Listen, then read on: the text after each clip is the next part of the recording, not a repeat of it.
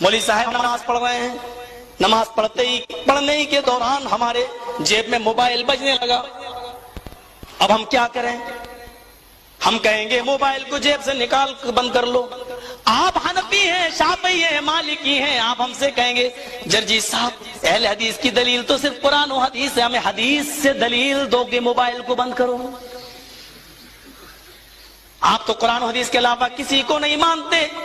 तो यहां पर चूंकि मोबाइल अल्लाह के नबी के जमाने में मौजूद नहीं था, यहां पर भी हम कोई ऐसी हदीस तलाश करेंगे कि उसी पर हम कयास करेंगे और वो हदीस हमें आसानी के साथ बुखारी और मुस्लिम में मिल जाती है। अल्लाह के नबी सल्लल्लाहु अलैहि वसल्लम को लोगों ने नमाज पढ़ते हुए देखा है।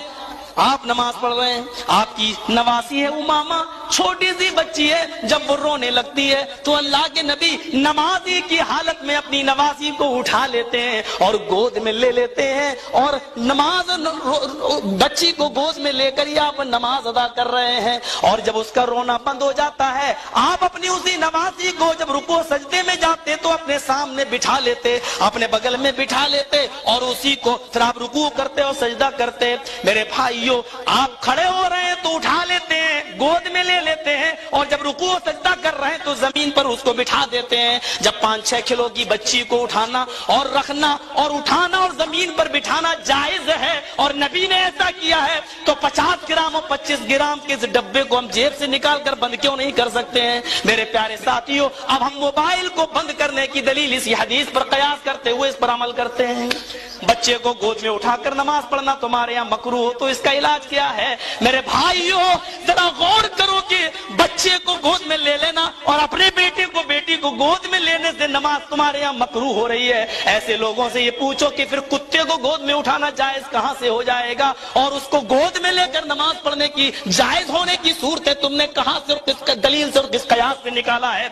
हमारी समझ में नहीं आता है। मेरे भाइयों, जरा तसव्वुर तो करो कि शहीद का खून अगर कपड़े में लग जाए तो कहते हो कि नापाक है खून, नमाज नहीं होगी। हालांकि बुखारी शरीफ में किताबुल वुजू के जो चैप्टर है उसमें साफ अल्फाज मौजूद है। अल्लाह के रसूल भी एक गज़वे में मौजूद है। फरमा रजुलुन, एक आदमी ने तीर मारा, अल्लाह के रसूल के तीर लगा, फनज़फ़हु दम, खून बहने लगा। जब खून बहने लगा, इसी हाल में नमाज का टाइम हो गया, आपने इसी पोजीशन में कि खून आपके कपड़ों में लगा था, आपने नमाज अदा की, आपने नमाज पढ़ी। ये हदीस बुखारी की हमें बतला रही है अगर हम मैदान जंग में हैं और खून हमारे कपड़े में लगा हुआ है, हम बावुज़ू हैं, तो वो खून की हालत में भी हम नमाज पढ़ सकते हैं, हमारी नमाज जायज है। लेकिन वाह, वो खून का पहला कतरा जो गिरते ही अल्लाह ताला शहीद के सारे गुनाह माफ कर देता है, वो तो तुम्हारी नजर में नाजायज है, वो तो तुम्हारी नजर में नापाक है। वो लग जाए तो नमाज बातिल है, बतलत सलातुहु, उसकी नमाज बातिल हो जाती है।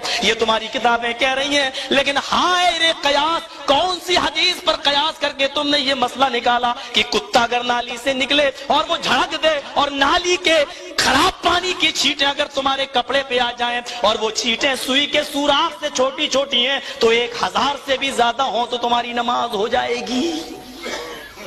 हम कयास भी करते हैं तो हदीस पर निकाल कर कयास करते हैं मसले में, लेकिन मसले में इबादत में कयास हमारे यहाँ जायज नहीं है।